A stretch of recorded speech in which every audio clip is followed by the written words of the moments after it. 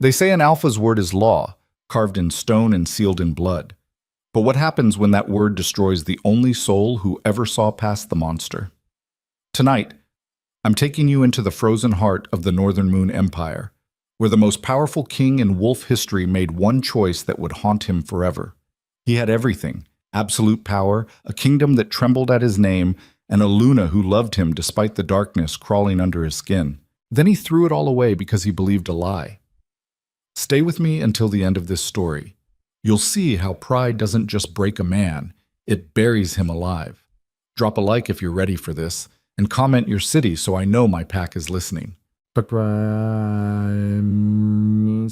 throne room of Shadow Peak Fortress stank of old blood and fear.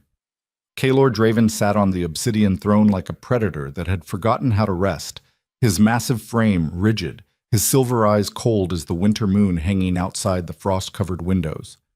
Every wolf in the Northern Moon Empire knew those eyes. They were the last thing traitors saw before their throats were ripped out.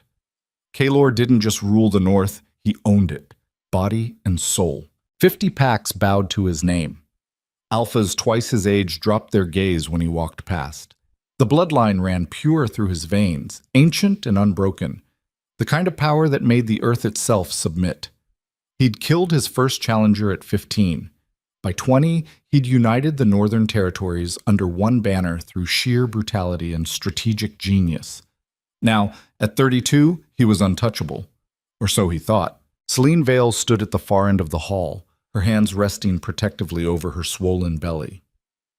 8 months pregnant, and she still carried herself like royalty, spine straight, chin lifted.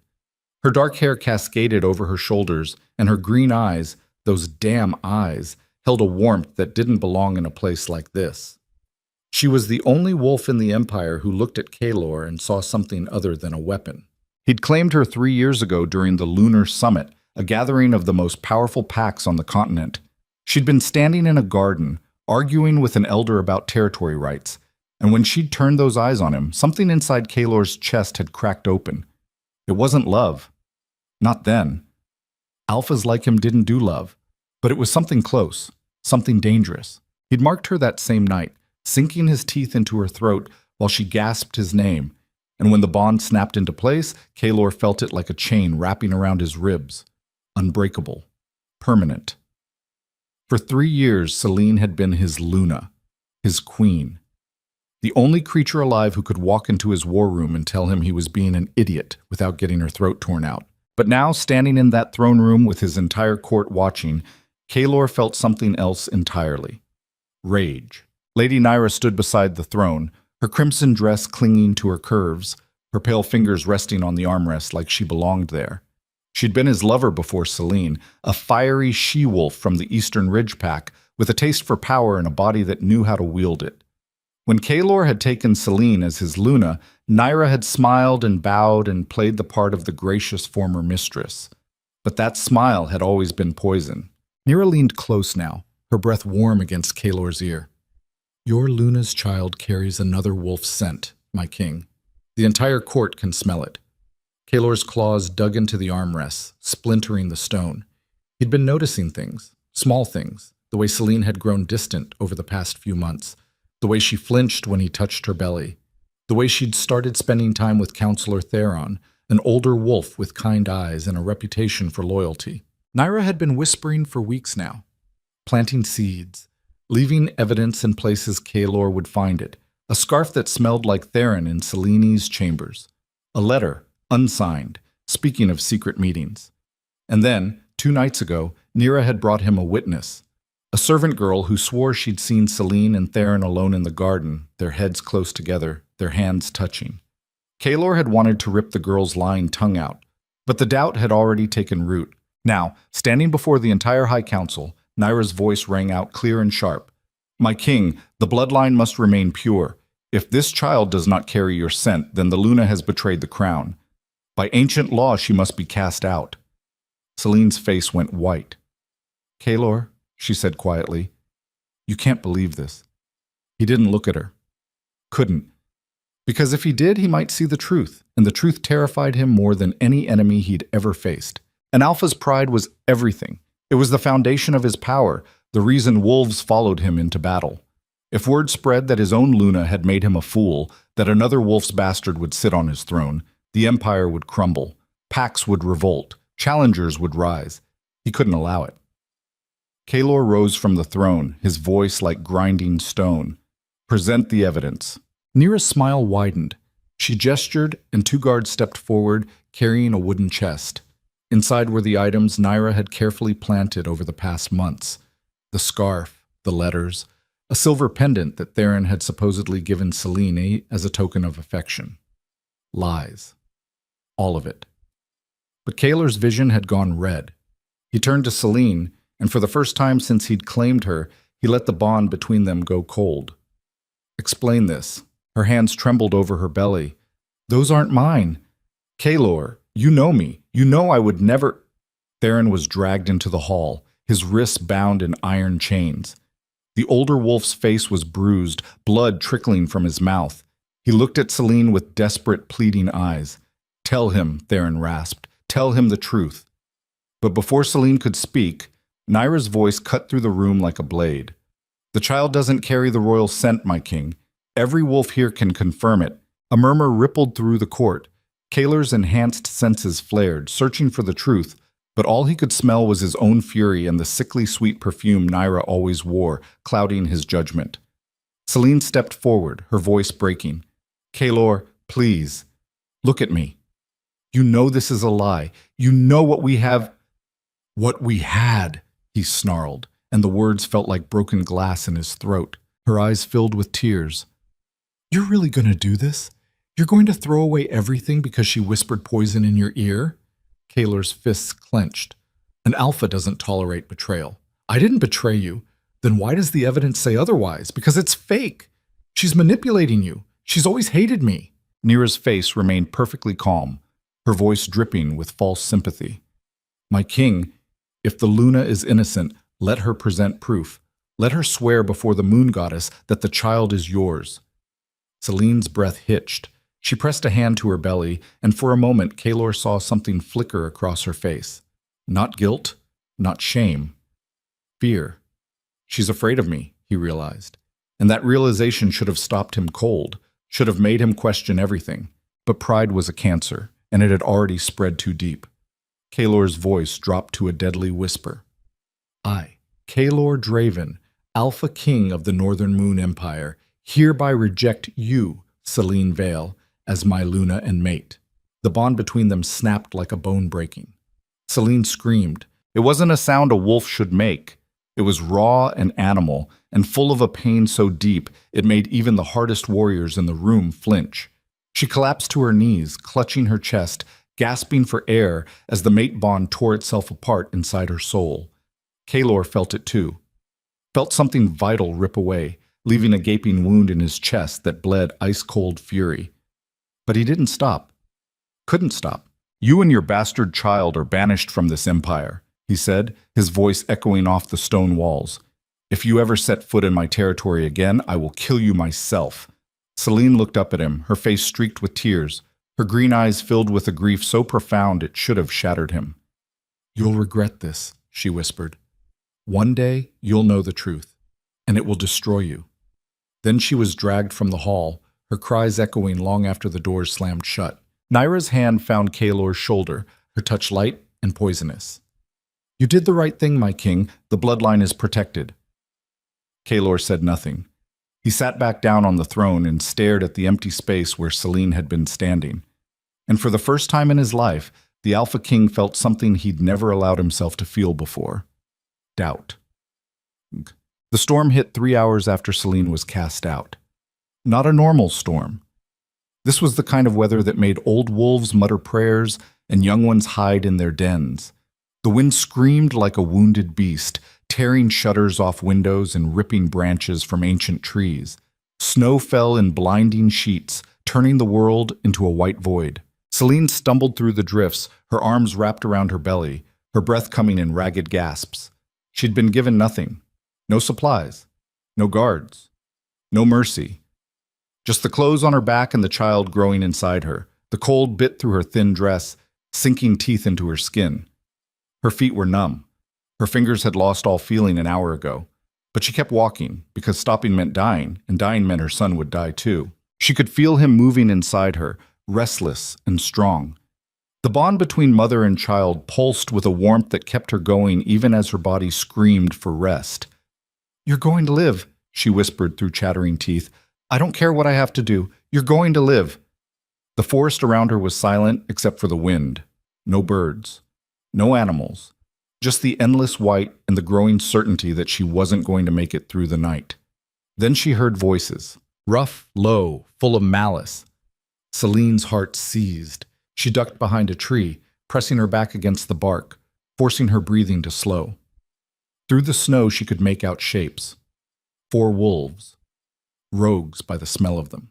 Exiled criminals who survived by preying on the weak. And she was very, very weak right now. One of them laughed, a wet, ugly sound. "Smell that? Fresh meat." "Female," another growled. "Pregnant. Even better. We can have some fun before we kill her." Celine's hand moved to the small knife tucked into her belt. It was barely more than a letter opener, a pitiful weapon against 4 full-grown wolves. But it was all she had. She waited until they were close, until she could see the hunger in their eyes. Then she moved. The blade sank into the first rogue's throat before he even registered she was there. Blood sprayed hot across the snow, and his scream died in a wet gurgle. The other 3 lunged, but Celine was already spinning, her movements fueled by pure maternal fury. She'd been trained as a Luna, knew how to fight, but pregnancy had slowed her, weakened her, and these wolves were desperate and vicious. Claws raked across her shoulder, teeth snapped at her throat.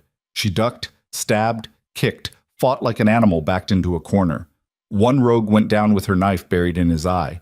Another stumbled back, clutching his ruined face, but the 4th one caught her from behind.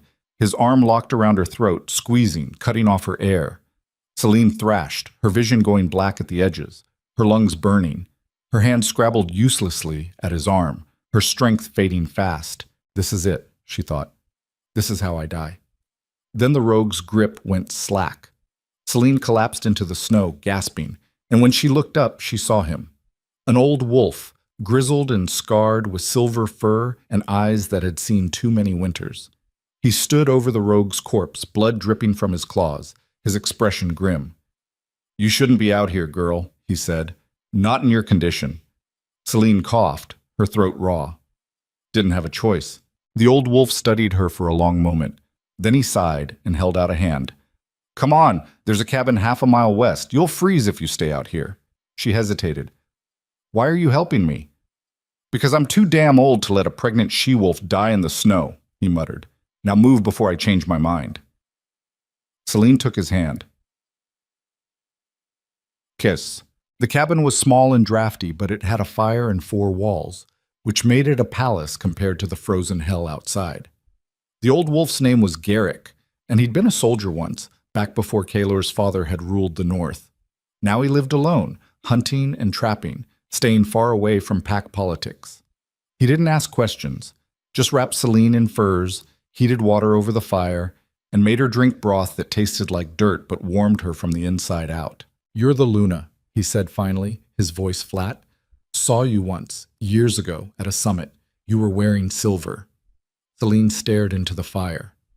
"Not anymore." Garrick grunted. "Heard the Alpha rejected you. Whole empire's talking about it." "Let them talk. They're also saying the child isn't his." Celine's jaw tightened. "They're wrong." Garrick's eyes narrowed. "You sure about that? Because if you're lying, and that child really is a bastard." "He's Kaylor's son," she said quietly, "and he's going to be the most powerful alpha this empire has ever seen." The old wolf stared at her for a long time. Then he laughed, a rough, bitter sound. "Well then, looks like your mate just made the biggest mistake of his life." Celine touched her belly, feeling the strong, steady heartbeat inside. "He'll realize it," she whispered. "One day, he'll know the truth. But by then, it would be far too late." Back at Shadow Peak Fortress, Kaylor stood alone in his chambers, staring at the bed he'd shared with Celine for 3 years. Her scent still lingered on the pillows, faint but unmistakable, and it made something twist violently in his chest. He'd done the right thing. He knew he had. So why did it feel like he'd just ripped out his own heart? A knock sounded at the door. Nira entered without waiting for permission, her hips swaying, her smile warm and familiar. "You look troubled, my king." Kaylor didn't turn around. "Leave me." Her smile faltered. "I only want to comfort you. I know this was difficult." I said leave. For a moment, something dark flickered across Nira's face. Then she bowed and slipped back out into the hallway. Alone again, Kaylor closed his eyes and tried to ignore the gnawing certainty growing in his gut. The certainty that he'd just made a mistake he could never undo. And somewhere in the frozen borderlands, wrapped in furs and clinging to life, Celine Vale held her son and made a silent vow. They would survive. They would grow strong. And one day, the Empire would know the truth. But the question that would haunt the Northern Moon Empire for years to come was this: would the truth come in time to save them or destroy them all? 3 weeks after the rejection, Celine woke to blood. Not a lot. Just enough to soak through her dress and stain the rough blankets Garrick had given her. Just enough to make her heart stop cold in her chest. The old wolf found her sitting on the edge of the cot, staring at her trembling hands, her face white as the snow outside. "How much?" he asked quietly. She didn't answer, couldn't. Her throat had locked up tight, terror flooding every nerve. Garrick knelt beside her, his scarred hand surprisingly gentle as he examined her. His expression gave nothing away, but Celine had been around wolves long enough to read the tension in his shoulders. "The child's still alive," he said finally, "heartbeat strong. But your body's under too much stress. You need rest, real rest, and food that isn't just broth and dried meat." Celine's laugh came out broken. "In case you haven't noticed, we're in the middle of nowhere. There's no healer, no midwife, nothing. Then you better start taking care of yourself, girl, because that boy in your belly is fighting to stay alive, and the least you can do is fight with him." The words hit harder than a slap. Celine wiped her eyes roughly, forcing herself to breathe through the panic. "You're right. I know you're right. Good. Now lie down before you pass out." She obeyed, sinking back into the furs, and pressed both hands over her swollen belly. The baby kicked, strong and insistent, and something fierce bloomed in Celine's chest. Her son would live, no matter what it cost her, no matter what she had to become. Back at Shadow Peak Fortress, the Empire was fracturing. Kaylor stood in the war room, surrounded by maps and reports, all of them screaming the same message. The northern territories were falling apart. 2 packs had refused to send tribute. Another had openly challenged his authority, claiming the Alpha King had lost the moon goddess's favor when he cast out his Luna. Sacred wolves that had guarded the capital for generations had vanished into the wilderness, abandoning their posts without explanation. And every night, Kaylor dreamed of green eyes and a scream that wouldn't stop echoing. Commander Voss stood across the table, his jaw tight. "My king, if we don't address the rebellion in the Western Ridge, we'll lose the entire territory by spring." Kaylor's claws scraped against the wood. "Send a battalion. Make an example of the leaders. That's the 4th battalion we've deployed in 2 weeks. Our forces are stretched thin, then stretch them thinner." Voss hesitated. "Permission to speak freely?" "Denied." The words came anyway. "The packs are questioning your judgment. They're saying the rejection of your Luna has cursed the bloodline." Kaylor's head snapped up, his eyes blazing silver. "Say that again." Voss held his ground, though his pulse was hammering loud enough for Kaylor to hear. "I'm just repeating what I've heard, my king. The elders believe—" "I don't care what the elders believe. The Luna betrayed me. The child wasn't mine. End of discussion." Was it, though? The question came from the doorway. Kaylor turned to find Theron standing there, flanked by 2 guards. The older wolf looked like hell. His face was still bruised from the beating he'd taken during the trial, and his wrists bore deep scars from the iron chains, but his eyes were clear and defiant. Kaylor's voice dropped to a growl. "You should be in a cell." "I was, until your guards realized they had no actual evidence to hold me on." Theron stepped into the room, moving slowly, carefully. "You want to kill me? Go ahead. But before you do, answer one question. Did you ever actually look at the evidence Nira gave you, or did you just take her word for it?" Every muscle in Kaylor's body went rigid. "Get out. The scarf she claimed was mine? I've never owned anything that color." The letters? Not my handwriting. The pendant? I've never seen it before in my life. Lies. Prove it. Theron's voice was steady, relentless. Bring in a scribe. Compare the handwriting. Test the scent on that scarf. Do one single thing to verify the evidence instead of just accepting it, because it confirmed what you were already afraid of. Kaylor crossed the room in 2 strides and slammed Theron against the wall, hard enough to crack stone. His forearm pressed into the older wolf's throat, cutting off air. You dare question me? Theron's face was turning red, but he forced the words out anyway. Someone has to, because you're so blinded by pride that you can't see you've been played. Kaylor's grip tightened. One more word and I'll rip your throat out. Do it. At least then I won't have to watch you destroy everything Celine tried to build. For a long, terrible moment, Kaylor's claws pressed into Theron's neck, drawing blood. His wolf was howling for violence, demanding he finish this, silence the doubt before it could spread. But something in Theron's eyes stopped him. Not fear, not submission, pity. Kaylor released him and stepped back, breathing hard. Get him out of my sight. The guards dragged Theron away, but his words lingered like poison in an open wound. Did you ever actually look at the evidence? Kaylor turned back to the maps, but the borders and territories blurred together. His head was pounding. The bond scar where Celine had been ripped away throbbed with a constant aching emptiness. Voss cleared his throat carefully. My king, there's one more thing. We've received reports of increased rogue activity near the eastern border. Travelers are going missing. Entire camps wiped out overnight. Deal with it. Sir, the attacks are coordinated, organized, someone's leading them. Then find whoever it is and bring me their head. Voss bowed and left, taking the other commanders with him. Alone in the war room, Kaylor braced his hands on the table and closed his eyes. The Empire was crumbling. His authority was being questioned. Sacred bonds were breaking, and all he could think about was the way Celine had looked at him in that throne room, the way her voice had cracked when she'd begged him to listen. You'll regret this. One day you'll know the truth, and it will destroy you. His fist slammed into the table, splintering wood. She'd been lying. She had to have been lying. Because if she wasn't, then everything Kaylor had built his life on was a house of cards, and he'd just set it on fire himself. Doquet.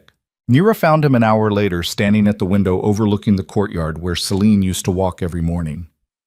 You're brooding again, she said softly, sliding her arms around his waist from behind. It's not good for you.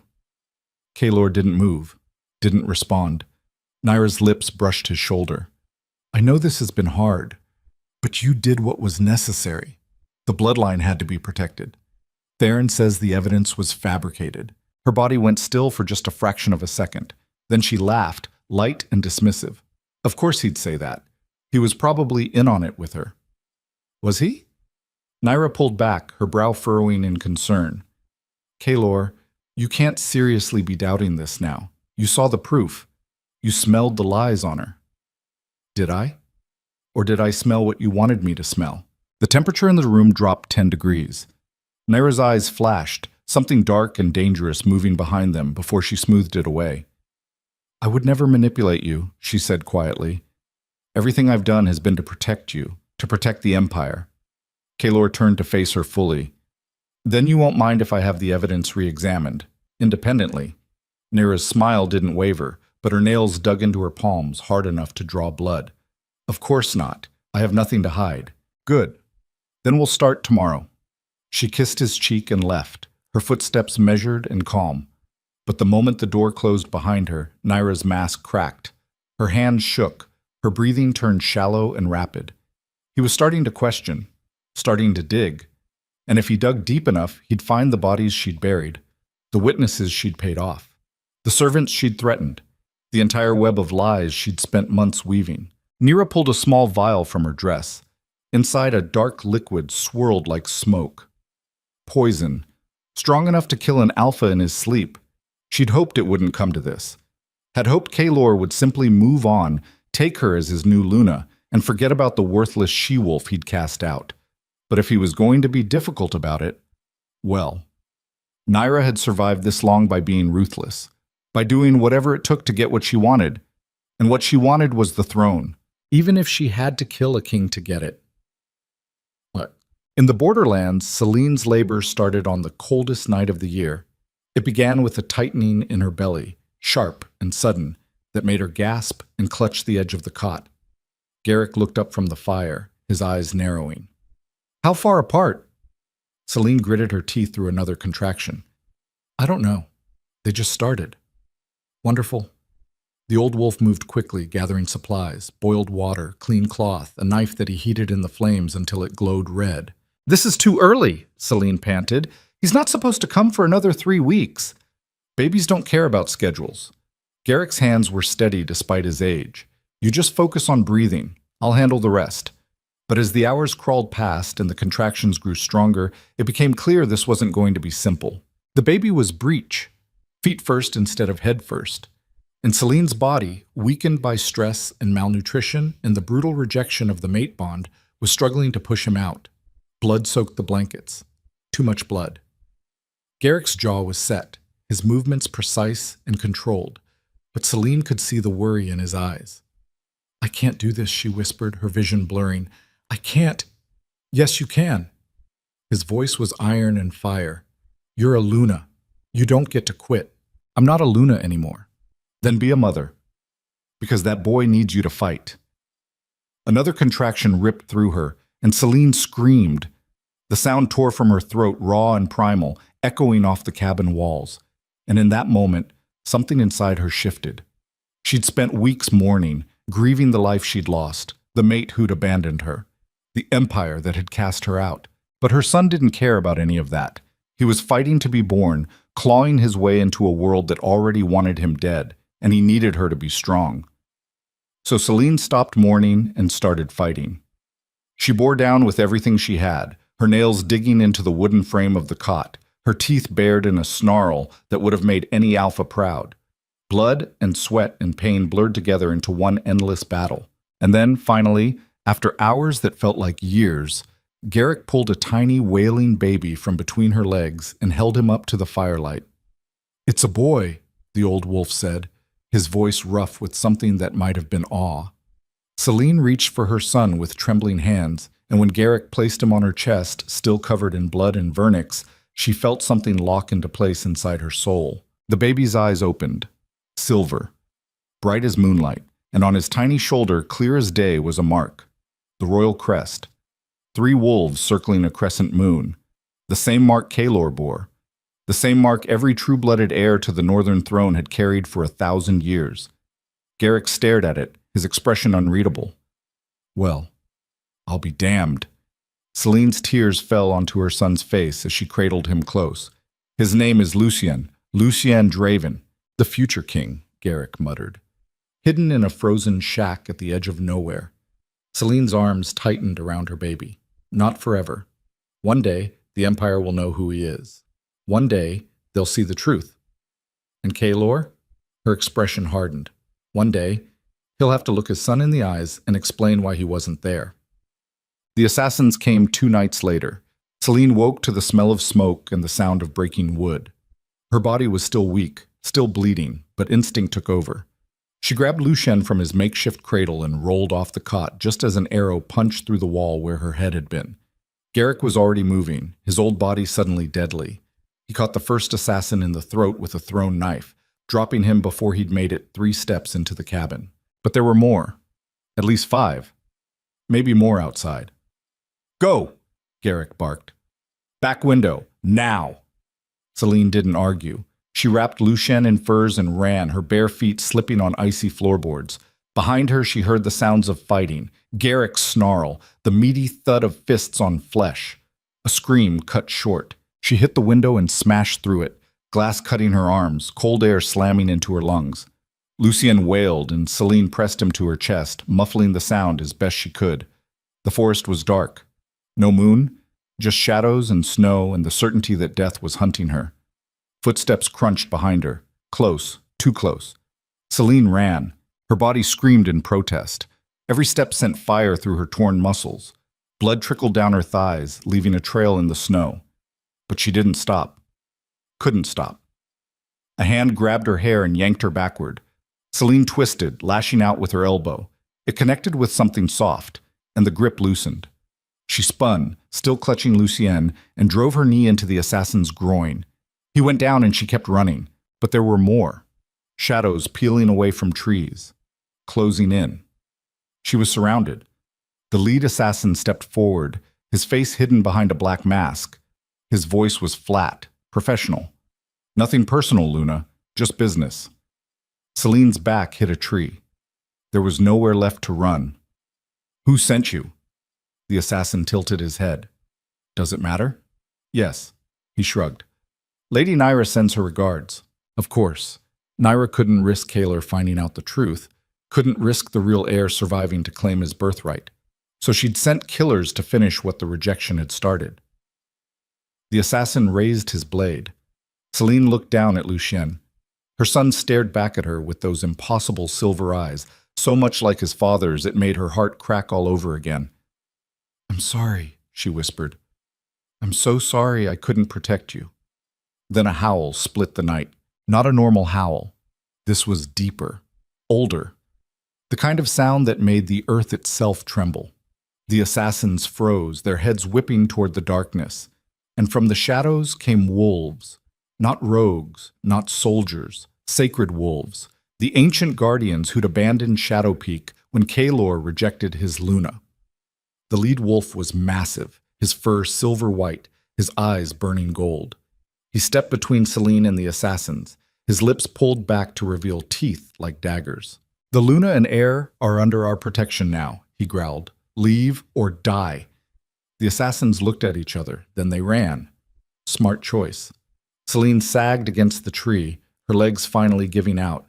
The sacred wolf approached slowly, lowering his huge head until his muzzle was level with Lucien. He sniffed the baby carefully. Then his tail wagged once. The bloodline holds true, he rumbled. This child carries the old power.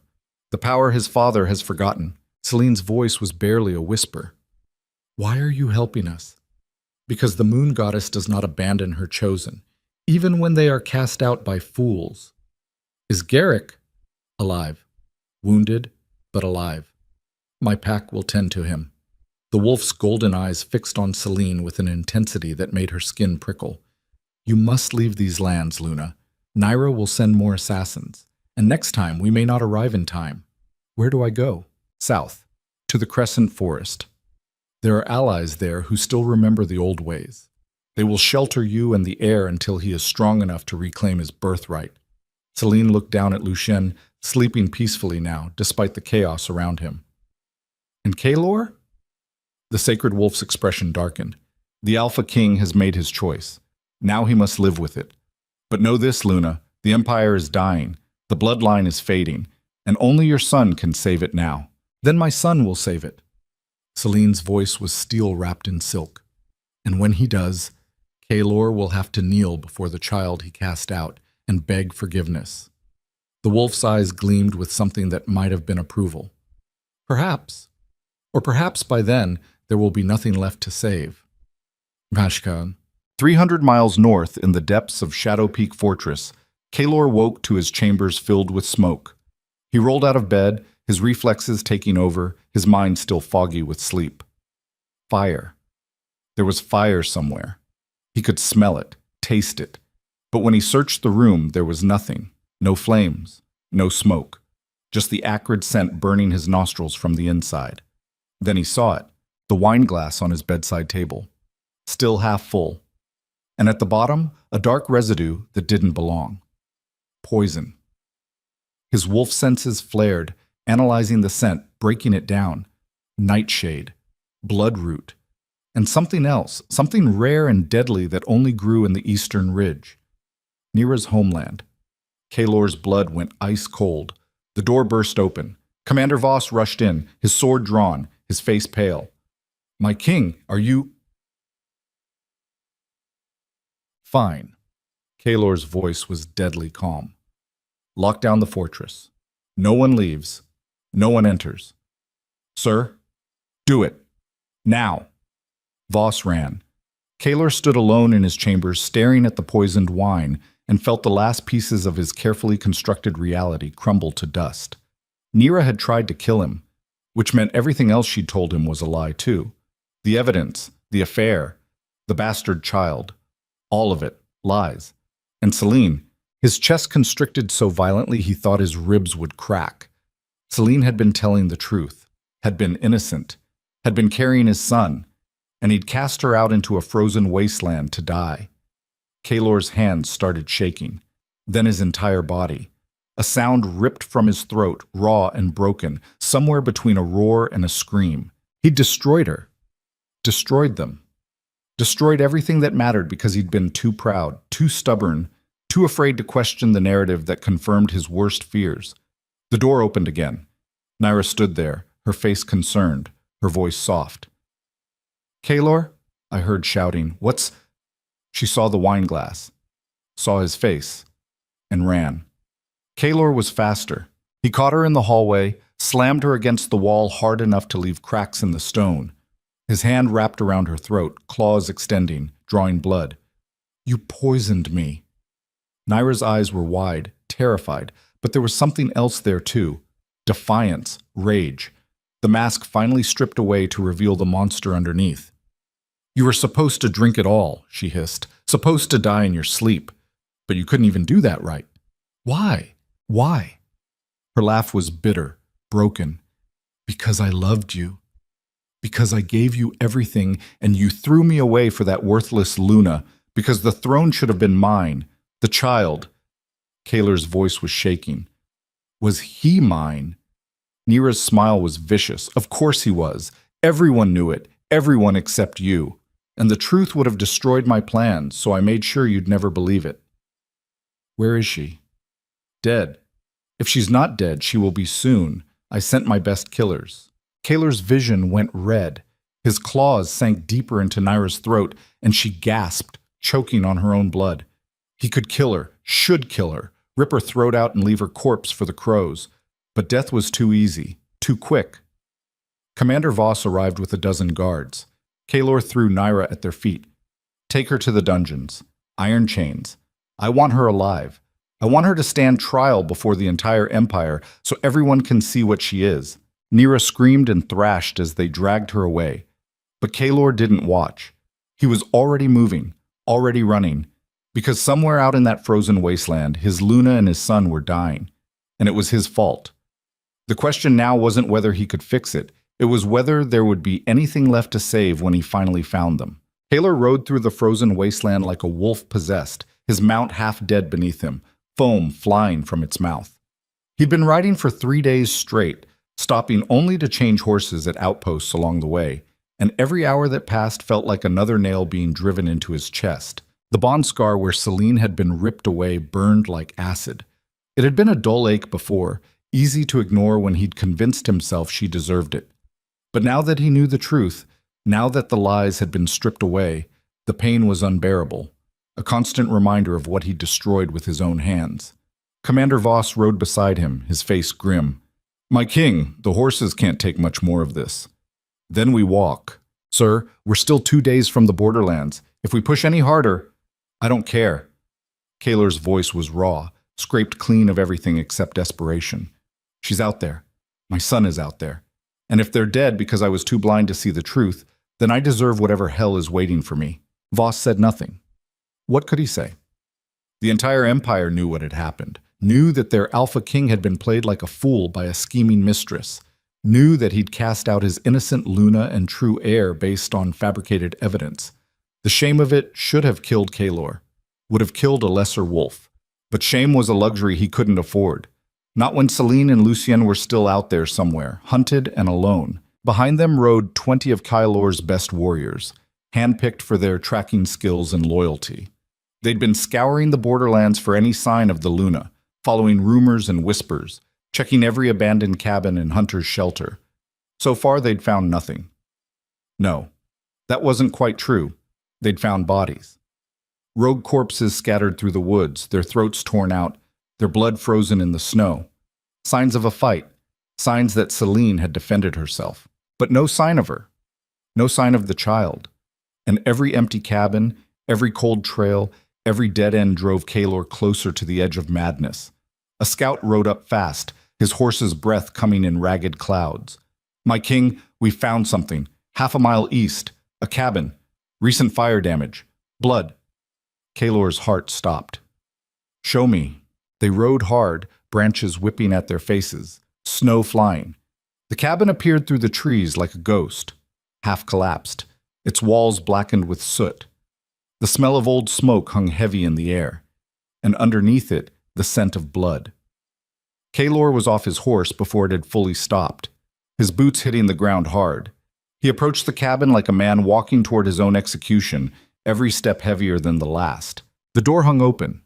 Inside, the destruction was total, furniture smashed, walls scorched, and in the center of the room, a cot soaked with dried blood.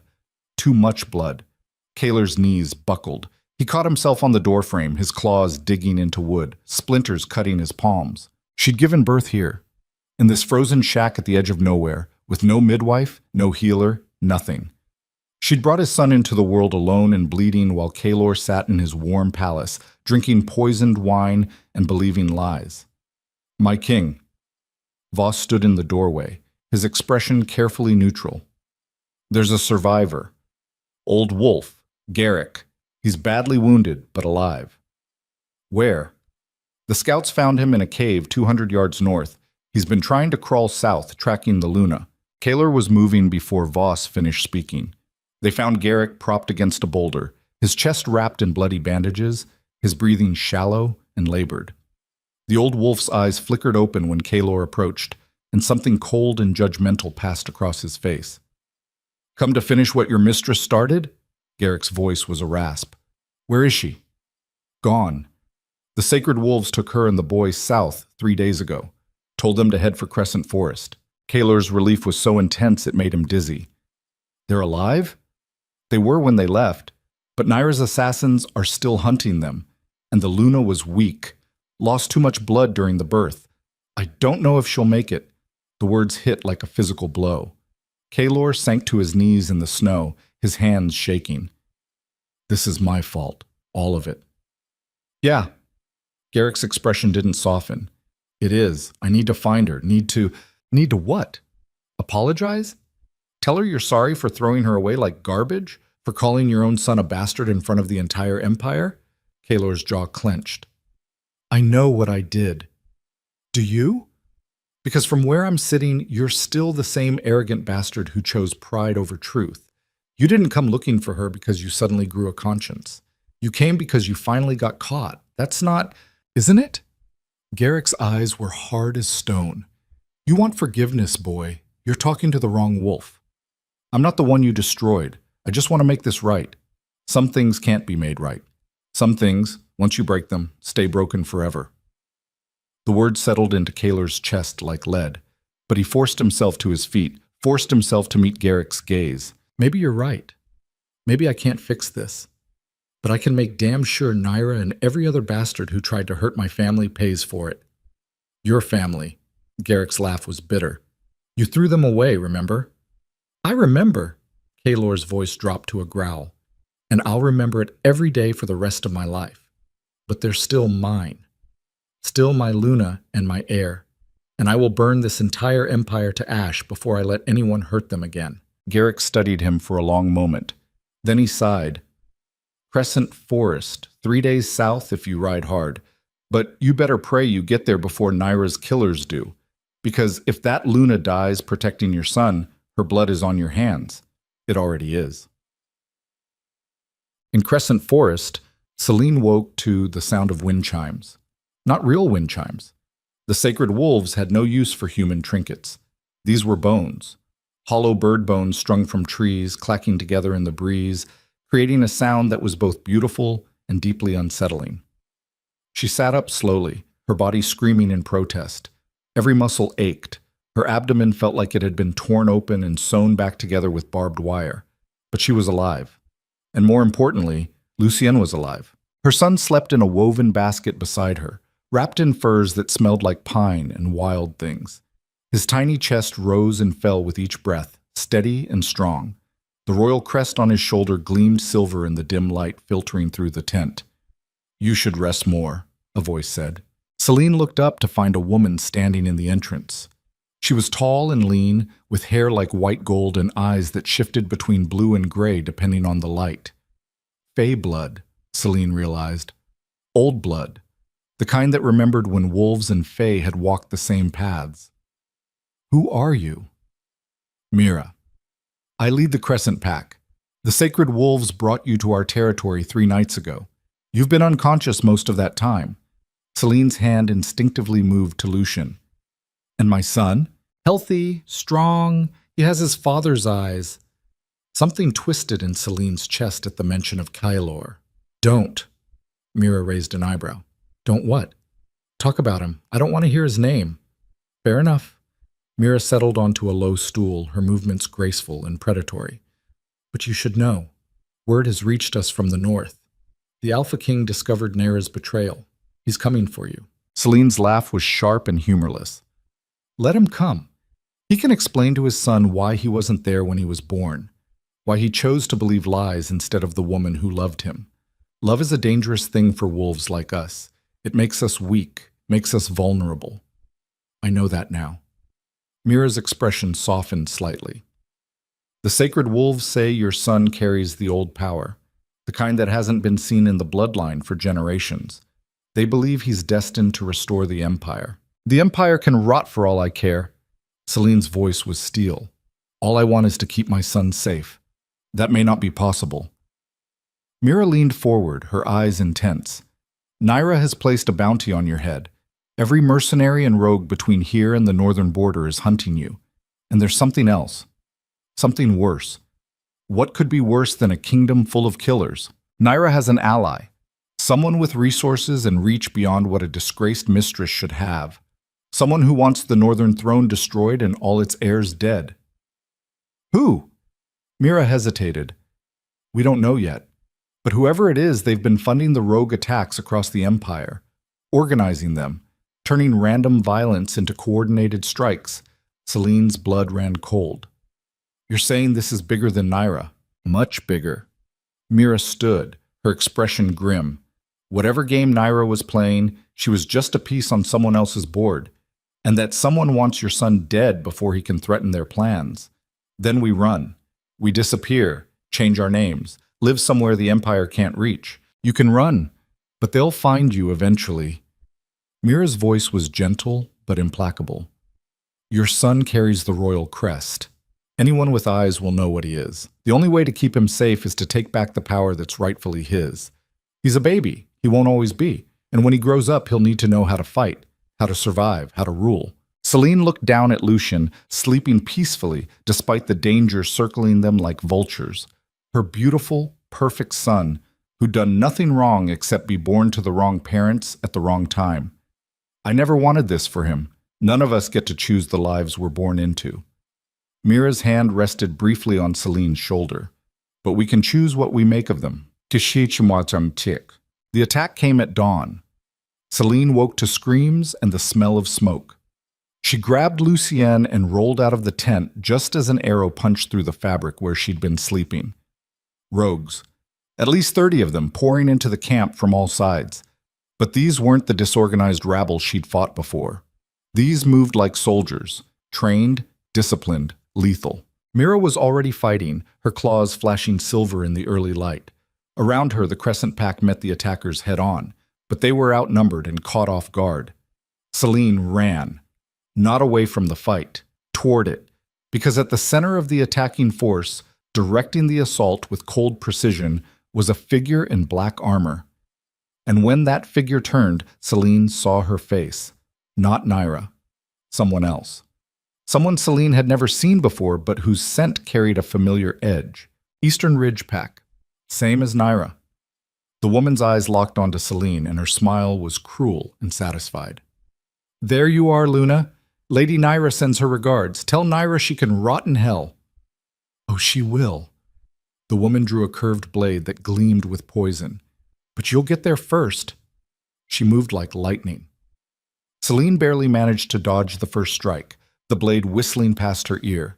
The second caught her shoulder, slicing through skin and muscle. Celine bit back a scream and counterattacked, her claws raking across the woman's face. Blood sprayed. The woman snarled and came at her again, faster, more vicious. They fought through the burning camp, circling each other like predators. Celine was still weak from childbirth, still bleeding from wounds that hadn't healed. But she had something her opponent didn't. Absolutely nothing left to lose. She caught the woman's wrist mid-strike and twisted, feeling bones snap. The blade clattered to the ground. Celine kicked it away and drove her knee into the woman's gut, following up with an elbow to the temple. The woman went down hard. Celine straddled her, claws at her throat. "Who's the ally?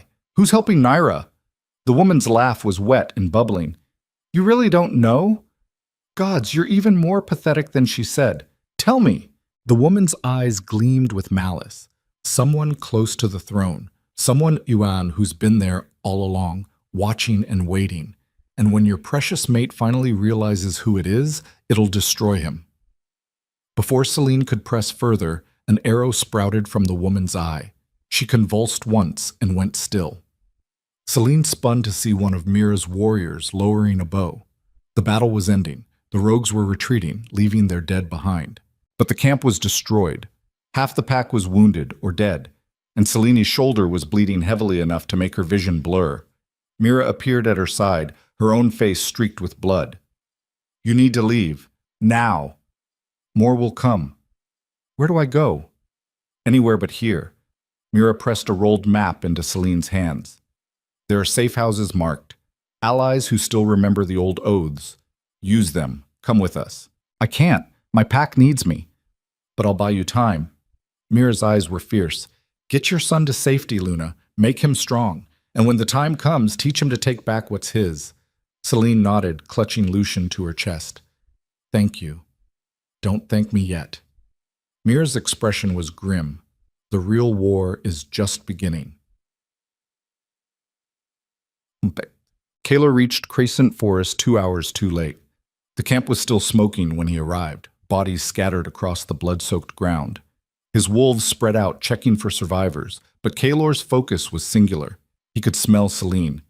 Her scent was everywhere, mixed with blood and smoke and fear. But she wasn't here. "My king." Voss approached, his face pale. "We found survivors. They say the Luna fought off an assassin and fled south with the child. She's wounded, but alive." "How long ago?" 2 hours. Maybe less. Then we can catch her." Kalor was already moving toward his horse when a sound stopped him cold. Slow, mocking applause. He turned to find a figure emerging from the tree line, a man in dark traveling leathers, his face half hidden by a hood. But Kalor recognized that stance, that smirk. Counselor Brennan, one of Kalor's oldest advisors. A wolf who'd served 3 generations of the Draven bloodline, who'd been at Kalor's side since he was a boy, who was supposed to be back at Shadow Peak, managing the Empire in Kalor's absence. Brennan lowered his hood, revealing a face lined with age and cunning. "Took you long enough, boy. I was starting to think you'd never figure it out." Kalor's world tilted sideways. You're the one helping Naira." "Helping?" Brennan's laugh was sharp. "I've been using that stupid girl since before you took the throne. She thought she was so clever, poisoning your mind against the Luna. But every move she made, every lie she told, I whispered in her ear first. Why? Why?" Brennan's expression hardened. "Because the Draven line has ruled for too long. Because your family's power has kept the rest of us in chains for centuries. And because I've been waiting 30 years for the chance to burn it all down. You served my father. My grandfather. I served because I had no choice." Brennan stepped closer, his voice dropping to a venomous hiss. "But I never stopped planning, never stopped building alliances. And when you stupidly rejected your Luna, you handed me the perfect opportunity. A divided empire, a weakened bloodline. Chaos I could shape into whatever I wanted." Kalor's claws extended. "I'll kill you." "You'll try." Brennan gestured, and from the trees emerged more wolves. Dozens of them, all wearing the insignia of packs that should have been loyal to Kalor, all with their weapons drawn. "You see, boy, while you were chasing your Luna across the Empire, I was taking it from you, pack by pack, territory by territory. And by the time you get back to Shadow Peak, there won't be a throne waiting for you." Kalor's warriors drew their weapons, but they were outnumbered 5-1. This was a trap. All of it. Brennan had let him chase Celine south while dismantling his power base in the north. Had used Kalor's guilt and desperation against him. and Kaelor had walked right into it. Commander Voss moved to Kaelor's side, his sword raised. "My king, we need to retreat." "No." Kaelor's voice was cold and final. "We stand." "Sir, we can't." "I said we stand." Kaelor's eyes blazed silver. "I've run from the truth for too long. Run from my mistakes. I'm not running anymore." Brennan's smile was ugly. How noble. The Alpha King, going down fighting. Your father would be so proud. "My father was a better wolf than you'll ever be, and when I rip your throat out, I'll make sure you know it." Brennan laughed and raised his hand. The attack came like a wave. Kaelor met it head on, his wolf roaring to the surface, his claws and teeth finding flesh. Blood sprayed, bones snapped, wolves screamed and died on both sides. But there were too many, far too many. A blade found Kaelor's ribs, then another in his thigh. He kept fighting, kept killing, but his vision was starting to blur. His movements slowing. He was going to die here. In this burned-out camp surrounded by traitors, while Celine and Lucien disappeared into the wilderness. And maybe that was what he deserved. Commander Voss fell beside him, his throat torn open. The other warriors were going down one by one, brave and loyal to the end. Brennan watched from a safe distance, his expression satisfied. "Any last words, Alpha King?" Kaelor sank to his knees, blood pouring from a dozen wounds. "Yeah. One. And what's that?" "Run." Brennan's smile faltered. "What?" Kaelor looked past him, into the trees, and his own smile was sharp and terrible. "I said run." From the forest came a howl that shook the earth itself, and then the sacred wolves arrived. Not just a few, all of them. Hundreds of massive, ancient predators who'd guarded the Empire since before history began. The ones who'd abandoned Shadow Peak when Kaelor rejected Celine. They poured into the clearing like a silver tsunami, and Brennan's army broke and ran. But the sacred wolves were faster. Kaelor watched through dimming vision as they tore through the traitors like paper, their massive jaws crushing bone, their claws eviscerating flesh. Brennan tried to flee, but the largest of the sacred wolves caught him, lifting him by the throat and shaking him like a rag doll. The old counselor's screams were music. Then strong hands gripped Kaelor's shoulders. The lead sacred wolf, the silver-furred giant with eyes like molten gold, lowered himself to Kaelor's level. "You're dying, Alpha King." "I know." Kaelor's words came out wet. Blood filled his mouth. "Good. Maybe I deserve it. Perhaps." The sacred wolf's expression was unreadable. "But your son does not deserve to grow up fatherless, and your Luna does not deserve to raise him alone. She's better off without me. That is not for you to decide." The wolf's claws pierced Kaelor's chest, right over his heart. "This will hurt." White-hot agony flooded Kaelor's body. He screamed, his back arching, every nerve on fire. Power poured into him, wild and ancient, the kind of magic that predated the Empire itself. The sacred wolf was healing him, but at a cost. "You will live, Alpha King, but the debt you owe is steep." The wolf's voice echoed in Kaelor's skull. "You will find your Luna. You will protect your heir, and you will rebuild the empire you nearly destroyed. This is not mercy. This is duty, and you will fulfill it, or I will hunt you down myself and finish what Brennan started." The pain stopped. Kaelor gasped, his wounds closing, his strength returning in a rush that left him dizzy. When he looked up, the sacred wolf was walking away, its pack following. And Kaelor was left kneeling in the blood-soaked clearing, alive and whole, and more terrified than he'd ever been in his life. Because now there were no more excuses, no more running from the truth. He had to face Celine.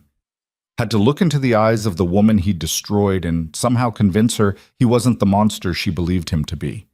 Had to become the alpha his son deserved, instead of the tyrant he'd become. And he had absolutely no idea how to do any of that, but he would figure it out, or die trying.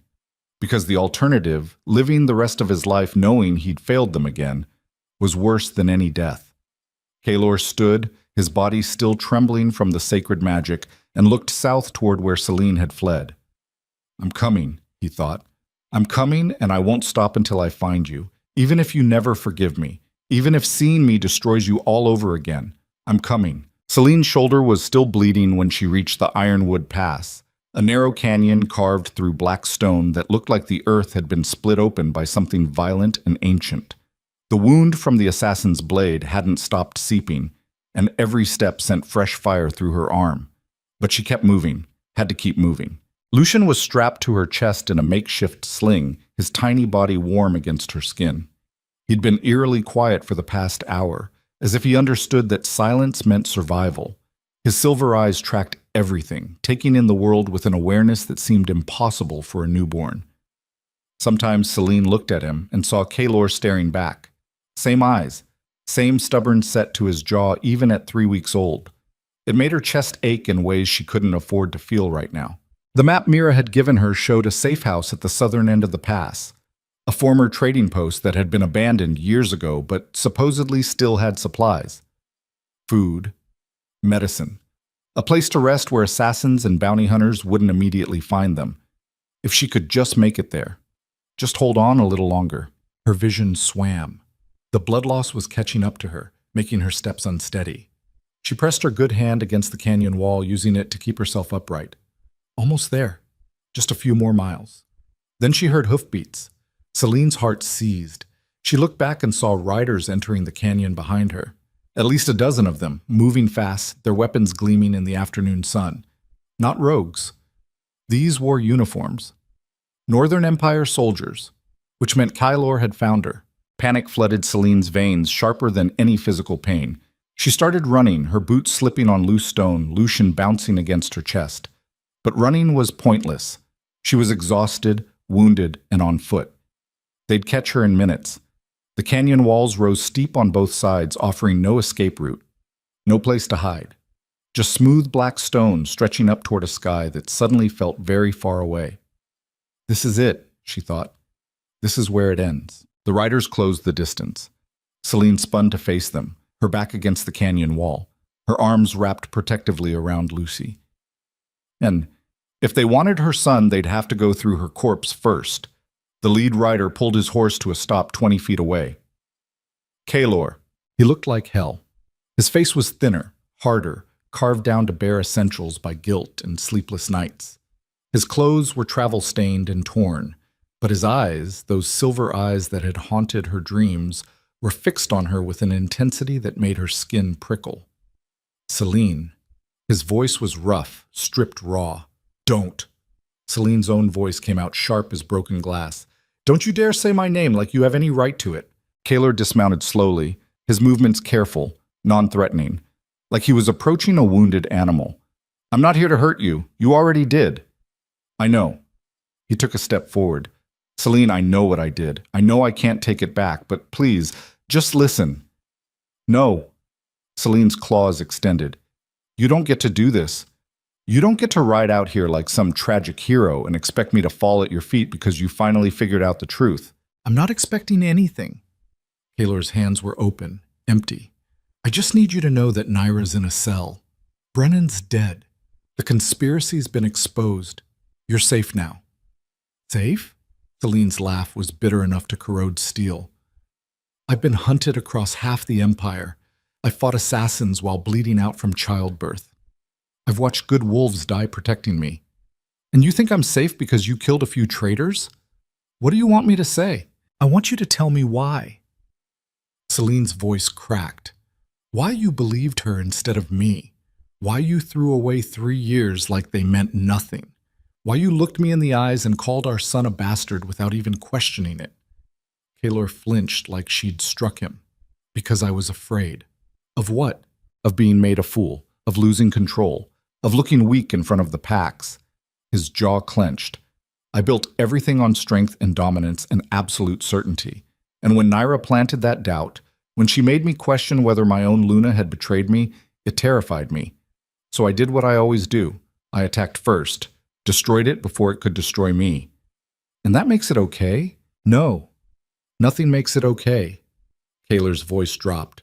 I rejected you because I was a coward, because I chose my pride over the woman I loved, and I've spent every moment since then knowing I made the worst mistake of my life. The words hung in the air between them, heavy and sharp. Celine wanted to rage at him, wanted to tell him that love wasn't enough, that saying sorry couldn't heal what he'd broken. But she was so tired. Tired of running, tired of fighting, tired of carrying all this pain alone. You want forgiveness? Her voice was barely above a whisper. You want me to say it's all right and come back to Shadow Peak and pretend none of this happened? No. Kaylor shook his head. I want you to live, you and our son. I want you to have the life you deserve, even if that life doesn't include me. Celine stared at him. That was the first thing he'd said that sounded like truth instead of rehearsed apology. Before she could respond, Lucien started crying. The sound cut through the tension like a blade. Kaylor's entire body went rigid, his eyes dropping to the bundle in Celine's arms. Can I see him? The question came out broken. Celine's arms tightened instinctively. Then, slowly, grudgingly, she loosened her grip enough for Kaylor to see his son's face. Lucien stared up at them both with those impossible silver eyes. The royal crest on his shoulder was clearly visible, undeniable proof of his bloodline. Kaylor made a sound Celine had never heard from him before, something between a gasp and a sob. He sank to his knees in the dirt, his hands shaking. He's beautiful, Kaylor whispered. He's perfect. His name is Lucien. Lucien. Kaylor's eyes were wet. Does he know who I am? He knows his father is a man who threw him away before he was born. The words were meant to wound, and they did. Kaylor's head dropped, his shoulders curving inward. Then the canyon exploded. Fire erupted from the walls themselves, ancient trap magic activating without warning. Flames roared to life, cutting off both ends of the pass, boxing them in. And from the shadows stepped Naira. Not alone. She had warriors with her, at least 30, all armed, all moving with military precision. But it wasn't the warriors that made Celine's blood freeze. It was what Naira was holding, a collar. Iron and silver fused together, inscribed with runes that pulsed with dark magic, the kind of magic that could suppress a wolf's power. Bind them, break them. Naira's smile was poison and triumph. Did you really think a cell could hold me? I've had contingency plans in place for months, loyal followers ready to break me out. And now, here you all are, trapped like rats. Kaylor was on his feet, placing himself between Naira and Celine. You're insane. No, I'm patient. Naira's eyes gleamed. You took everything from me, Kaylor. My place at your side, my claim to the throne. So now I'm going to take everything from you. She gestured, and her warriors surged forward. Kaylor's soldiers met them head-on, the canyon filling with the sounds of combat. Steel clashed against steel. Wolves snarled and fought and died. But Kaylor didn't join the fight. He stood his ground in front of Celine and Lucien, his body a living shield. Run, he growled. Take our son and run. There's nowhere to run. Then hide, climb, do whatever you have to do. But get him out of here. Celine looked at the sheer canyon walls. There were handholds, barely, cracks and ledges she might be able to use if she wasn't wounded and carrying a baby. It would take every ounce of strength she had left. She started climbing. Behind her, she heard Kaylor roar as he shifted, his wolf form massive and lethal, heard Naira screaming orders, heard the wet sounds of violence. Celine didn't look back, couldn't look back. She focused on the next handhold, the next foothold, her wounded shoulder screaming as she pulled herself and Lucien higher.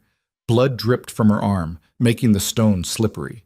Her muscles were shaking, but she kept climbing because stopping meant falling and falling meant death. She was 20 feet up when the arrow hit her calf. Celine bit back a scream, her grip almost failing. She looked down and saw Naira standing below, a bow in her hands, another arrow already knocked.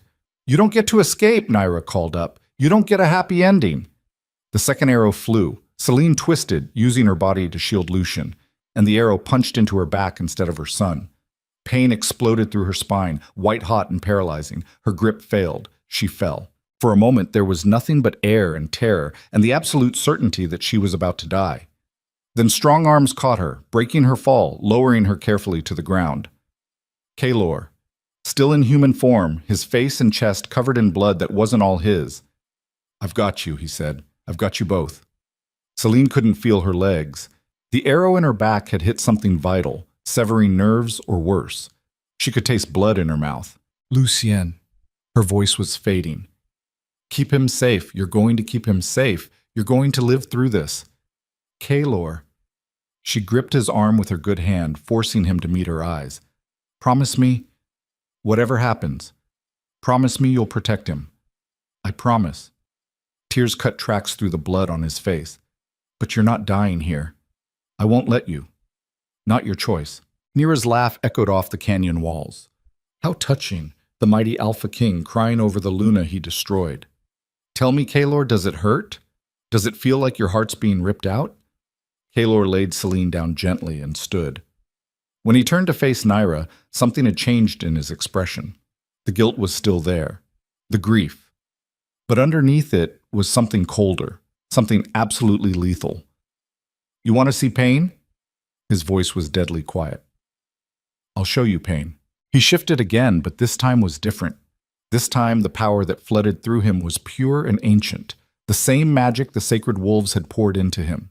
His wolf form grew larger, more massive, until he stood 8 feet tall at the shoulder, his fur blazing silver white. Nira's smile faltered. Her warriors charged, but they might as well have been throwing themselves against a mountain. Kaelor tore through them like paper, his jaws crushing bone, his claws eviscerating flesh.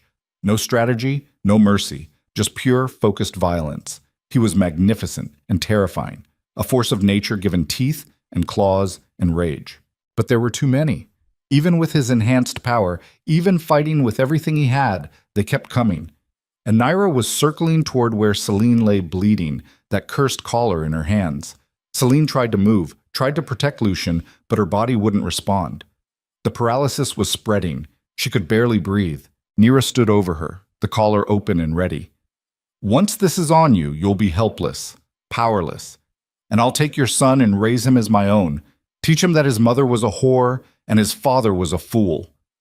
Selene's vision was going dark at the edges, but she forced herself to speak, each word costing her. You won't live that long. Won't I? Nira smiled. Who's going to stop me? You? You can barely move. Kaelor, he's too busy trying not to get overwhelmed. Face it, Luna, you've lost. Maybe. Selene's hand moved to the small knife still tucked in her belt. The one she'd used to kill rogues in the snow, the one she'd kept sharp and close for moments exactly like this. But you're coming with me. She drove the blade up into Nira's gut with every ounce of strength she had left. Nira's eyes went wide. She stumbled back, the collar clattering from her hands, blood pouring between her fingers. You bitch! Nira's voice was wet, gurgling. You actually stabbed me. You tried to kill my son. Selene's words were fading, her consciousness slipping. I'd do worse. Nira collapsed, her breathing shallow and rapid. Around them the fighting was dying down. Kaelor's warriors had won, though at a terrible cost. Bodies littered the canyon floor. Kaelor shifted back to human form and ran to Selene's side. His hands were shaking as he pulled her into his lap, cradling her and Lucian together. Stay with me. His voice was desperate. Please, Selene, just stay with me. Can't. She could barely see his face now. Everything was shadows and pain. Too much blood. No. You don't get to do this. You don't get to leave me. Not leaving. Going to watch over him. Always. Selene. Love him. Her hand found his, squeezed weakly. Teach him to be better than us. I will. I swear I will. Good. Her eyes were closing. That's good. Selene, please. But she was already gone, her body going slack in his arms, her last breath escaping in a soft sigh. Kaelor held her, his howl of grief echoing through the canyon, raw and broken, and full of a pain that would never fully heal. In his arms, Lucian started crying, as if he understood that something fundamental had just shattered, that the world had changed in ways it could never undo. And in that moment, surrounded by death and ash, and the ruins of everything he'd destroyed, Kaelor made a vow. He would honor Selene's sacrifice, would raise their son to be the alpha she'd believed he could be, would rebuild the empire into something worthy of her memory, even if it took the rest of his life, even if he never forgave himself. He would do this one thing right. But first, he had to get his son to safety, had to get him somewhere the remaining assassins and conspirators couldn't reach, had to figure out how to be a father when he'd barely managed to be a decent mate. Commander Voss approached carefully, his own face streaked with blood and tears. "My king, we need to move. More enemies could be coming." Kaelor looked down at Celine's face, peaceful now in a way it hadn't been since the rejection. He wanted to stay here, wanted to hold her until the world ended, but Lucien needed him. So Kaelor stood, still cradling both his dead Luna and his living son, and gave the orders that would determine the Empire's future. "Burn the bodies of the traitors. Give our fallen warriors a proper funeral, and send word to every pack in the Empire. Tell them the truth about what happened. All of it. The conspiracy. The lies. Everything. Sir, that will make you look like a fool who nearly destroyed his own bloodline." Kaelor's voice was hollow. "I know, but they deserve the truth. And my son deserves to grow up in an empire built on honesty instead of pride." Voss bowed and moved away to carry out the orders. Alone with his family, Kaelor looked down at Lucien. The baby had stopped crying and was staring up at him with those knowing silver eyes. "I failed your mother," Kaelor whispered. "Failed her in every way that mattered, but I swear on her memory I won't fail you. I'll teach you everything I know, make you strong enough to survive what's coming. And when you're ready, when you're old enough to understand, I'll tell you the truth about what I did, about the price of pride and the cost of lies." He kissed Celine's forehead one last time. "I'm sorry. I'm so sorry I didn't protect you." Then he turned and started walking, carrying his son toward an uncertain future. Behind him, smoke rose from the burning bodies, black against the setting sun. And ahead, somewhere in the distance, the Empire waited, broken and bleeding and full of wolves who would question his right to rule. But Kaelor didn't care about the Empire anymore, didn't care about power or dominance or the throne. All he cared about was the tiny life in his arms, the son who carried Celine's strength and his own cursed bloodline, the heir who would either save the northern territories or watch them burn. And as Kaelor walked out of that canyon of death, one thought burned through his grief-shattered mind. The real war was just beginning, because the conspirators who'd used Nyra were still out there. The enemies who wanted the Draven bloodline destroyed hadn't given up. And somewhere in the shadows, forces were gathering that would make everything that had come before look like a minor skirmish. Kaelor had lost his mate, had failed the woman he loved in the most fundamental way possible, but he still had his son, and he would burn the world to ash before he let anyone take Lucien from him. The question was no longer whether he could survive what was coming. It was whether the Empire could survive what Kaelor was about to become. The funeral pyre burned for 3 days. Kaelor stood watch the entire time, refusing food, refusing sleep, his eyes fixed on the flames consuming Celine's body. The sacred wolves had given him the ancient rites, the kind reserved for fallen Lunas who'd died protecting the bloodline. Her pyre was built from ironwood and laurel, herbs that carried souls to whatever waited beyond death. Lucien slept against Kaelor's chest, wrapped in furs, oblivious to the significance of the smoke rising into a sky that had turned the color of old bruises. The baby's heartbeat was steady, strong, a constant reminder of what Celine had given her life to preserve. On the 3rd day, when the flames finally died and only ash remained, Kaelor spoke for the first time since leaving the canyon. "She deserved better than me." Commander Voss stood nearby, his own grief etched into every line of his face. He'd loved Celine too, in his own way. Had watched her bring warmth to the cold halls of Shadow Peak, had seen how she'd tried to gentle the savage edges of Kaelor's rule. "Yes," Voss said quietly. "She did." The honesty should have hurt. Instead, it felt like relief. Like someone finally speaking a truth Kaelor had been drowning in alone. "The Empire's falling apart," Kaelor continued, his voice rough from disuse. "Half the packs are in open rebellion. The other half are waiting to see if I'm strong enough to hold the throne. And all I can think about is how I held her while she died and couldn't do a damn thing to stop it." Voss was silent for a long moment. Then, "What are you going to do?" Kaelor looked down at Lucien. The baby's eyes were open now, those impossible silver eyes that saw too much. "I'm going to raise my son, teach him everything I know, and when he's old enough, I'm going to tell him the truth about what I did to his mother. That's not what I meant." "What are you going to do about the Empire? The Empire can burn for all I care. My king." "I'm not a king." Kaelor's laugh was bitter. "I'm a fool who destroyed the only good thing in his life because he was too proud to see the truth. Kings protect their people. I couldn't even protect my own mate. Then learn. Voss stepped closer, his voice hard. You failed. Own it. But don't dishonor her sacrifice by giving up now. She died protecting that boy so he could grow up to rule. Are you really going to throw that away? The words hit like a physical blow. Kaler's arms tightened around Lucien, and for the first time since the canyon, he felt something other than grief. Rage. Not at Voss. At himself. At the empire that had demanded so much and given back so little. At a system built on dominance and violence that had taught him strength mattered more than truth. He'd been raised to believe an alpha's power came from fear and control, from never showing weakness, from crushing anyone who dared question him. And that belief had killed the woman he loved. What would she want? Kaler's voice cracked. If Celine were here, what would she tell me to do? You know what she'd say? Voss's expression softened. She'd tell you to be better, to build something worth protecting instead of just holding on to power, to raise your son in an empire where love doesn't make you weak. Kaler closed his eyes. He could almost hear Celine's voice, feel her hand on his arm the way she used to when he got too caught up in his own darkness. You're stronger than you think, she'd told him once. You just have to stop being afraid of what that strength looks like without all the armor. He'd dismissed it then. Thought she was being naive, sentimental. Now he understood. Real strength wasn't about domination. It was about standing in the ruins of everything you'd destroyed and choosing to build something better from the ashes, even when every instinct screamed to burn it all down instead.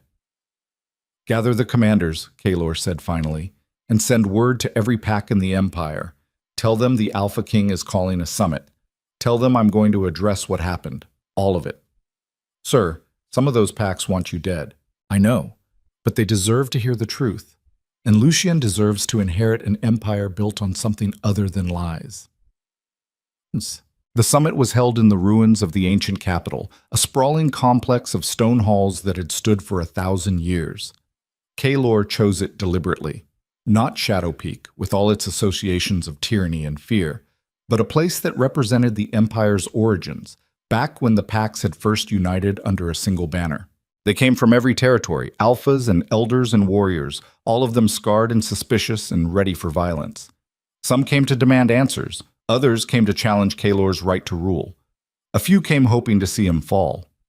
Kaler stood on a raised platform in the main hall, Lucien in his arms. No throne, no crown.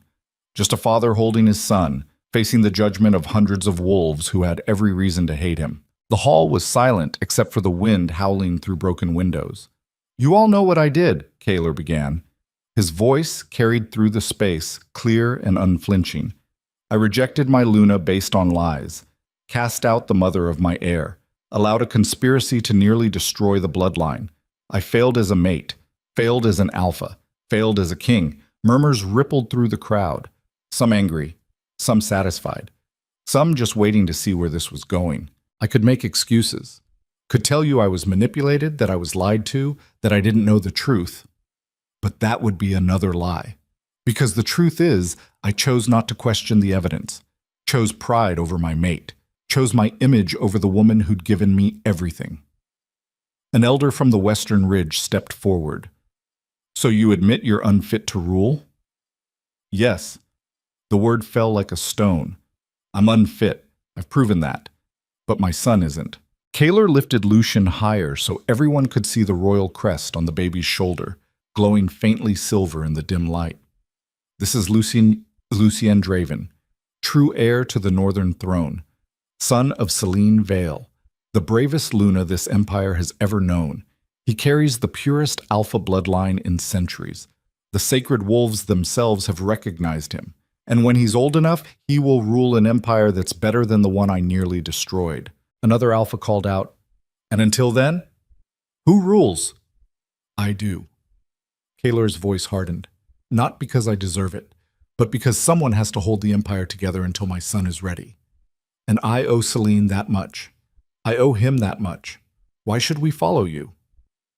The challenge came from a young alpha, barely old enough to hold his territory. You've shown us you can't be trusted. You're right. Kaler met the young wolf's eyes.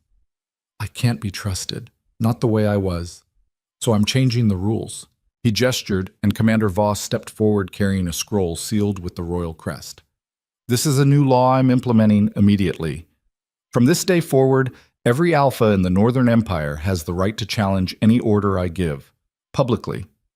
Without fear of execution, every major decision I make will be voted on by a council of elders representing all territories. And if that council finds I'm acting against the Empire's interests, they have the power to remove me from the throne. The hall erupted. Wolves were shouting, arguing, some in support, others outraged at the idea of limiting an Alpha King's power. Kaelor waited for the noise to die down. I know this sounds weak to some of you, goes against everything we've been taught about how power works.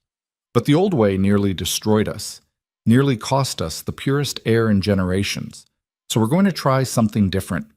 We're going to build an empire where strength comes from unity instead of fear, where questioning your leaders makes you wise instead of traitorous. And if it fails, someone called out, then it fails. Kaelor's smile was sharp and sad. And you can rip me apart and find someone better, but I'm going to spend whatever time I have left trying to make this work. For my son, for the mate I failed, for an empire that deserves better than what I gave it. He looked down at Lucien, who was staring up at him with those knowing eyes. Selene believed I could be better than the tyrant I'd become. She saw something in me worth saving even when I couldn't see it myself. So I'm going to honor that belief. Going to prove she wasn't wrong to love me even if I was too broken to deserve it. The hall was quiet now. Kaelor could feel the tension, the wolves trying to decide if he was sincere or just playing another game. Then an old Alpha from the southern pack stepped forward. Her name was Kira, and she'd ruled her territory for 40 years with iron discipline and unexpected compassion. You broke the sacred bond, she said, her voice carrying weight. Cast out a Luna who'd done nothing wrong. By ancient law, you should be executed. I know, but by that same law, the sacred wolves have the right to intercede on behalf of the bloodline. Kira's eyes were sharp. They healed you, brought you back from death. That means they believe you still have a role to play. So I ask you, Kaelor Draven, what will you teach that boy in your arms? Kaelor looked at his son, at the tiny face that held echoes of Selene's features mixed with his own, at the future king who would inherit all of Kaelor's mistakes along with his power. I'll teach him that strength without compassion is tyranny, that pride is a poison that destroys everything you love, that the hardest thing an Alpha can do isn't killing his enemies, it's admitting when he's wrong and choosing to be better. Kira studied him for a long moment. Then she bowed her head. I accept your terms. The Southern Packs will support your rule until the heir is ready. One by one, other Alphas stepped forward. Not all of them. Some left in disgust, refusing to serve under a king who'd shown such weakness. Others stayed silent, waiting to see how things developed. But enough accepted. Enough to hold the empire together. Enough to give Lucien a chance. Blag. The years that followed were brutal. Kaelor rebuilt the empire one painful compromise at a time.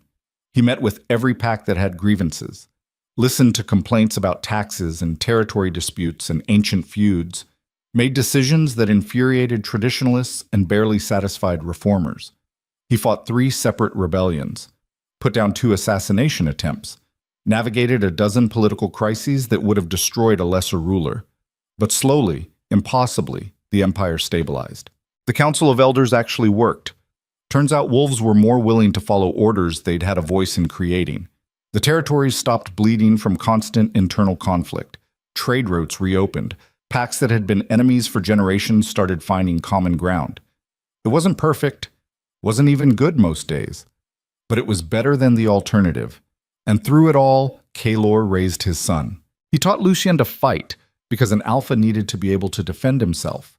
But he also taught him to listen, to question, to understand that the wolves he ruled were individuals with their own needs and fears, not just pieces on a game board.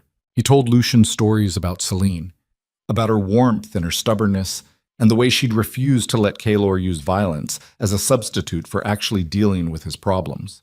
He made sure his son knew his mother had been a hero, not a victim, that she'd fought assassins and survived in the wilderness and sacrificed herself willingly to protect the future. And when Lucien was old enough to understand, Kaelor told him the truth about the rejection. They were in the garden where Selene used to walk, a space Kaelor had preserved exactly as she'd left it. Lucian was 7 years old, small for his age, but with his mother's fierce eyes and his father's stubborn jaw. "I need to tell you something," Kaelor said, "about what I did to your mother." Lucian looked up from the flowers he'd been examining. "I know you rejected her. You know the facts, but I want you to understand why. Why I made the worst decision of my life. Why your mother died hating me." "She didn't hate you." Lucian's voice was matter-of-fact. "Garrick told me. He said she was angry and hurt, but she never stopped loving you. That's why it hurt so much." Kaelor's throat closed up. The old wolf had visited several times over the years, checking on the boy, making sure Kaelor was keeping his promises. "I was afraid," Kaelor said finally. "Afraid of looking weak, of being wrong, of trusting someone more than I trusted my own pride. So when someone gave me an excuse to push your mother away before she could hurt me, I took it. Didn't question it. Didn't even try to verify the evidence. I just believed the worst because it was easier than being vulnerable." Lucian was quiet for a long moment. "That was stupid." "Yes, it was." "Are you still like that? Still afraid?" "Every day." Kaelor managed a rough smile. "But now I know what that fear costs, so I fight it instead of letting it control me." Lucian nodded slowly. Then, "Do you think she'd forgive you if she were here?" "I don't know. I hope so. But even if she wouldn't, I still have to keep trying to be the man she believed I could be. Because that's what she died for. A future where you could grow up in an empire that valued truth over pride." The boy reached out and took Kaelor's hand. His grip was small but surprisingly strong. "I'll help," Lucian said. "When I'm big enough, we'll build it together." And in that moment, holding his son's hand in a garden his lost mate had loved, Kaelor felt something he hadn't felt in 7 years. Peace, not happiness. He'd lost the right to that when he cast Celine out, but a quiet sense that maybe, just maybe, he was doing something right. That maybe redemption wasn't about erasing the past, it was about building a future that honored the people you'd failed.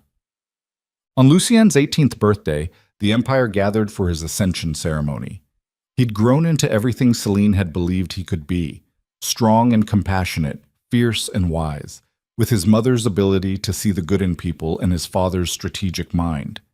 The Pax loved him in a way they'd never loved Kaelor, because Lucien had never ruled through fear. He ruled through respect. Kaelor stood at the edge of the crowd, watching his son accept the crown, and felt the weight of 18 years lift from his shoulders. He'd done it. Kept his promise, raised an heir worthy of the throne, built an empire stable enough to hand over without it immediately collapsing into chaos. Celine would have been proud. After the ceremony, after the celebration had died down and most of the guests had left, Lucien found Kaelor standing in that same garden, looking at the flowers that still bloomed every spring. "You're thinking about her," Lucien said. "Always." Kaelor's voice was soft. "Every decision I make, I ask myself what she would have wanted, what she would have done differently." "You did well." Lucien's hand gripped his father's shoulder. "She'd be proud of what you built, what we built together." "Maybe." Kaelor smiled, but it didn't reach his eyes. "Or maybe she'd still be angry that I let pride destroy us in the first place." "I'll never know. That's the price I pay." "You've paid enough." Lucien's voice was firm. "You've spent 18 years torturing yourself, rebuilding an empire from ruins, raising me to be better than the system that broke you. At some point, you have to forgive yourself." "I can't." The words came out raw.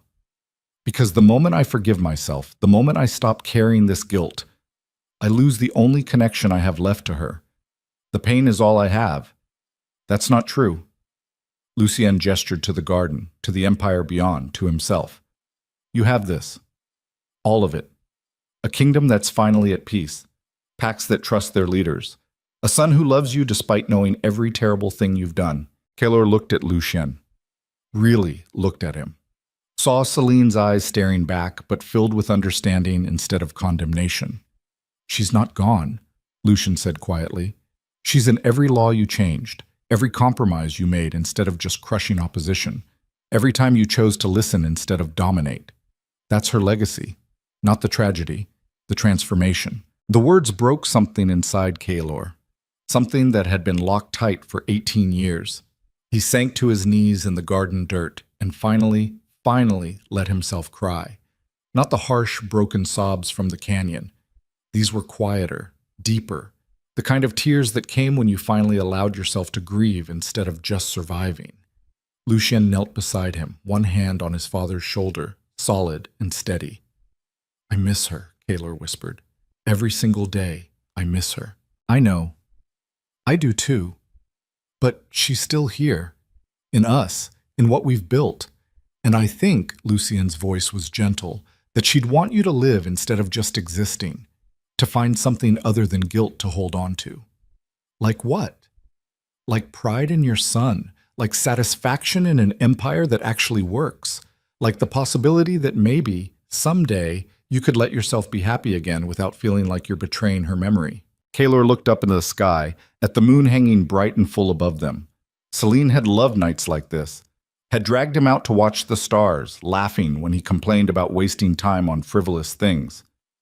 "You're more like her than you know," he told Lucien. "Good. That means I'm doing something right." They sat in silence for a while, father and son, surrounded by flowers and memories and the quiet understanding that some wounds never fully healed. But they could scar, could become part of your strength instead of just your weakness. "Tell me about her," Lucien said finally. "Not the sad parts, the good parts, what she was like when you first met." So Kaylor told him about the lunar summit and a woman arguing with an elder about territory rights, about green eyes that saw past his armor, about 3 years of learning what it meant to love someone more than power, about a Luna who'd changed an empire by refusing to let her mate hide from his own humanity. And as he spoke, Kaylor realized something. Lucien was right. Celine wasn't gone. She was in every choice Kaylor made to be better, every time he chose truth over pride, every compromise and conversation and moment of vulnerability that would have been impossible for the tyrant he used to be. She died in that canyon. But she'd also won, because the empire she'd envisioned, the one where strength came from unity instead of fear, where leaders were held accountable instead of worshipped, where love didn't make you weak. That empire existed now. Not perfect, not finished, but real. And that was worth something, worth everything. Kaylor stood, helping his son to his feet. "She'd be proud of you," he said, "of the man you've become, the king you're going to be. She'd be proud of you too. Eventually." Lucien's smile was soft. "Once she got done being furious with you for being an idiot. That's fair." They walked back toward the palace together, and for the first time in 18 years, Kaylor felt something other than guilt when he thought about Celine. He felt grateful for the time they'd had, for the son she'd given him, for the lesson she'd taught him about what real strength looked like.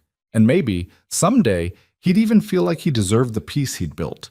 But for now, watching his son prepare to rule an empire reborn from ashes and blood and impossible choices, Kaylor allowed himself one small truth. He'd failed Celine, failed her in ways that could never be undone. But he hadn't failed their son. And in the end, that was the only redemption that mattered.